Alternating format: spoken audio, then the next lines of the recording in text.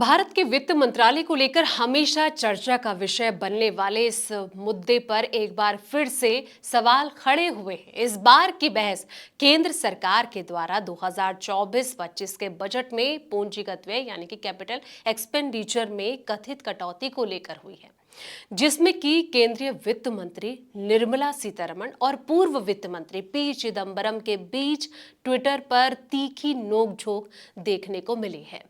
दोनों ने वित्त मंत्री ने एक दूसरे पर आरोप प्रत्यारोप की जो छड़ियां हैं वो लगा दी है। जानते हैं कि आखिर क्या वो बातें हैं, क्या कुछ आरोप लगाए गए हैं जिसकी वजह से ये जो मुद्दा है वो तूल पकड़ता जा रहा है।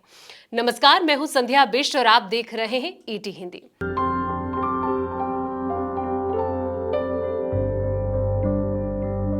बता दें कि पूर्व वित्त मंत्री पी चिदंबरम ने 2024-25 के बजट दस्तावेजों के आधार पर आरोप लगाया कि सरकार ने केंद्रीय और राज्य सरकारों को दी जाने वाली पूंजीगत व्यय राशि में कटौती की है।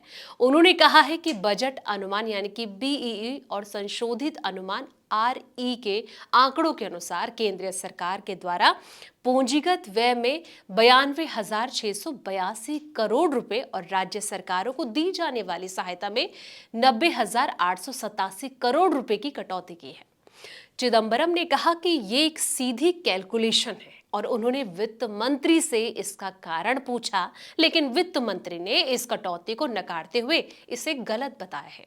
अब इसका वित्त मंत्री निर्मला सीतारमण ने भी करारा जवाब दिया है। बता दें कि निर्मला सीतारमण ने चिदंबरम के आरोपों का जवाब देते हुए कहा है कि उनके दावे भ्रामक हैं और गलत तुलना पर आधारित हैं।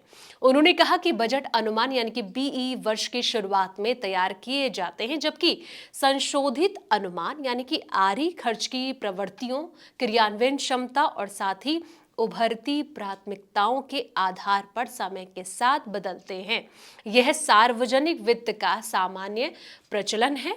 निर्मला सीतारमण ने उदाहरण के तौर पर ट्विटर पर जो ये तस्वीरें आपको दिख रही है उसके जरिए ये भी बताने की कोशिश की है कि 2024-25 में पूंजीगत व्यय में कई कारकों की भूमिका रही, जैसे कि सामान्य चुनाव के दौरान आदर्श आचार संहिता, मौसम में तेज बदलाव और राज्य सरकारों एवं केंद्रीय एजेंसियों के द्वारा अपेक्षाकृत कम खर्च करना।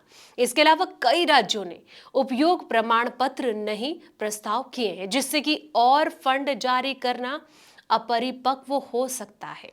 उन्होंने ये भी कहा है कि वर्ष 2024-25 के बजट में पूंजीगत व्यय के लिए 11.11 लाख करोड़ रुपए का अनुमान रखा गया था, जो कि पिछले वर्ष की तुलना में 11.11% की वृद्धि दर्शाता है। इसके अतिरिक्त वित्त मंत्री ने यह भी स्पष्ट किया है कि 2021 से केंद्रीय सरकार का पूंजीगत व्यय लगातार बढ़ रहा है और 2024-25 का पूंजीगत व्यय पिछले साल की तुलना में अधिक है। चिदंबरम ने निर्मला सीतारमण के उत्तर को एक चुनौतीपूर्ण और उलझा हुआ स्पष्टीकरण बताया है।